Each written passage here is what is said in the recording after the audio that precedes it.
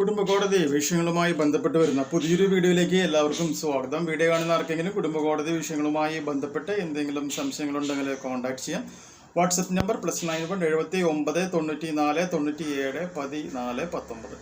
ഒരു വട്ടം വിളിക്കാനുള്ള കൺസൾട്ടേഷൻ ഫീസ് 500 രൂപ ഗൂഗിൾ പേ ചെയ്യും. ഇത് വീഡിയോയിൽ നമ്മൾ ഡിസ്കസ് ചെയ്യാനായിട്ട് പോകുന്നത് നമ്മുടെ കോണ്ടസ്റ്റഡ് ഡിവോഴ്സിൻ്റെ ടൈം ലൈൻസ് എങ്ങനെയാണ്. അതായത് ഒരു കേസ് ഫയൽ ചെയ്താൽ അതിൻ്റെ അവസാനം വരെ ഏകദേശം എത്ര സമയം എടുക്കും, ഏതൊക്കെ ലീഗൽ പ്രൊവിഷൻസ് ആണ് അവിടെ ഉപയോഗിക്കുന്നത് എന്നാണ് പറയുന്നത്.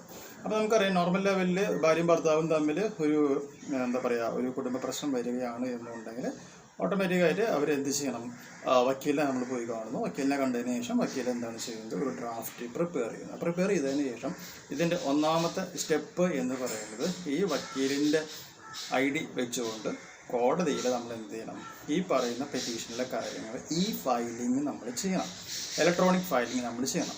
ഇലക്ട്രോണിക് ഫയലിംഗ് ചെയ്തതിന് ശേഷം നമുക്ക് എന്ത് കിട്ടും, അവിടെ നിന്നും ഒരു നമ്പർ കിട്ടും. ആ നമ്പർ കിട്ടിയതിന് ശേഷം ആ നമ്പറും പിന്നീട് നമ്മൾ തയ്യാറാക്കിയതിൻ്റെ കോപ്പിയും കൂടി കോടതിയിൽ കൊണ്ടുകൊടുത്ത് ഡിഫക്ട്സ് ഒന്നുമില്ല എന്നുള്ളത് നമ്മൾ പരിശോധിക്കും. ഈ പറഞ്ഞ പ്രോസസ്സ് ജസ്റ്റ് ഒരു 1 hourൻ്റെ ഉള്ളിൽ തീരുന്ന ഒരു പരിപാടിയാണ്. അങ്ങനെ ഫയലിംഗ് കഴിഞ്ഞാൽ അടുത്ത സ്റ്റെപ്പ് എന്ന് പറഞ്ഞാൽ എന്താണ്, ഫയലിംഗ് ഓഫ് പെറ്റീഷനാണ്. ഭാര്യയ്ക്കോ ഭർത്താവിനോ എന്ത് ചെയ്യാൻ പറ്റും, ഡിവോഴ്സ്, കോണ്ടസ്റ്റഡ് ഡിവോഴ്സ് വേണം എന്ന് പറഞ്ഞുകൊണ്ട് കോടതിയിൽ എന്ത് ചെയ്യാനായിട്ട് പറ്റും, ഡിവോഴ്സ് പെറ്റീഷൻ ഫയൽ ചെയ്യുവാനായിട്ട് സാധിക്കും എന്നുള്ള കാര്യം മനസ്സിലാക്കുക.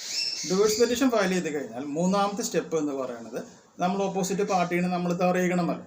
സോ സമൻസ് ടു റെസ്പോണ്ടൻറ്റ് എന്നുള്ളതാണ് നമ്മുടെ മൂന്നാമത്തെ പാർട്ട്.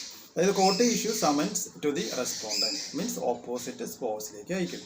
ഇത് സെക്ഷൻ 21 ഹിന്ദു മാരേജ് ആക്ട് പ്രകാരം റെഡ് വിത്ത് ഓർഡർ 5 CPC പ്രകാരവുമാണ് ഇതിൽ ലീഗൽ പ്രൊവിഷൻ എന്ന് പറയുന്നത്. സാധാരണ 2 മുതൽ 3 ആഴ്ചക്കുള്ളിൽ ഈ പരിപാടി നമുക്ക് കഴിഞ്ഞു കിട്ടും. നാലാമത്തെ സ്റ്റെപ്പ് എന്ന് പറയുന്നത് റിപ്ലൈ അല്ലെങ്കിൽ റിട്ടേൺ സ്റ്റേറ്റ്മെൻ്റ് ആണ്. നമ്മളൊരു സമൻസ് അയച്ച് സമൻസ് കൈപ്പറ്റി കഴിഞ്ഞിട്ടുണ്ട് എന്നുണ്ടെങ്കിൽ ഓപ്പോസിറ്റ് പാർട്ടി എന്ത് ചെയ്യണം, കോടതിയിൽ മറുപടി, അതായത് റിപ്ലൈ അല്ലെങ്കിൽ റിട്ടേൺ സ്റ്റേറ്റ്മെൻറ്റ് എന്ത് ചെയ്യണം, ഫയൽ ചെയ്യണം. അവിടെ നമ്മൾ ഫോളോ ചെയ്യുന്ന ലീഗൽ പ്രൊവിഷൻ എന്ന് പറയുന്നത് order 8 rule 1 code of civil procedure കോഡാണ്. ഒരു 2 മുതൽ 4 ആഴ്ചക്കുള്ളിൽ ഈ ഒരു പരിപാടി നമുക്ക് കഴിഞ്ഞു കിട്ടും. ഓക്കെ. ഇനി സമൻസ് ടു റെസ്പോണ്ടൻറ്റിൻ്റെ സെക്ഷൻ 21 ഹിന്ദു മാരേജ് ആക്ടും റെഡ് വിത്ത് ഓർഡർ 5 ഒന്നും ഓർത്തിരിക്കുക. റിട്ടേൺ സ്റ്റേറ്റ്മെൻറ്റ് ഫയൽ ചെയ്ത് കഴിഞ്ഞാൽ അടുത്ത സ്റ്റേറ്റ് എന്ന് പറയുന്നത് ഇഷ്യൂസ് ഫ്രെയിംഡ് ബൈ കോർട്ടാണ്. 5ാമത്തെ സ്റ്റെപ്പ്. അതായത് court frames the issues based on the pleadings of both parties. 2 പാർട്ടികളെയും ബേസ് ചെയ്തുകൊണ്ട് എന്ത് ചെയ്യും, ഇഷ്യൂസ് ഫ്രെയിം ചെയ്യുകയാണ് ചെയ്യുന്നത്. ഫ്രെയിം ചെയ്യുന്ന സെക്ഷൻ എന്ന് പറയുന്നത് സിവിൽ പ്രൊസീജിയർ കോഡ് തന്നെയാണ് നമ്മളിവിടെ ഉപയോഗിക്കുന്നത്. കോഡ് ഓർഡർ 9 റൂള് 1 പ്രകാരമാണ് ഈ ഒരു പരിപാടി നമ്മുടെ കോടതിയിൽ ചെയ്യുന്നത്. 6ാമത് എന്ന് പറയുന്നത് എവിഡൻസ് ആൻഡ് ആർഗ്യുമെൻറ്റ്സ് ആണ്. അതായത് both parties adduce oral and documentary evidence, witnesses are examined and cross എക്സാമിനേഷനും തെളിവുകളും എല്ലാം കൊടുക്കുന്നതാണെന്ന് എവിഡൻസ് അല്ലെങ്കിൽ ആർഗ്യുമെൻ്റ് എന്ന് പറയുന്നത്. Order 18 code of civil procedure code പ്രകാരമാണ് ഈ ഒരു പരിപാടി നടക്കുന്നത്. 7ാമത്തെ പ്രോസസ്സ് എന്താണ്, ഫൈനൽ ഹിയറിംഗ് ആണ്.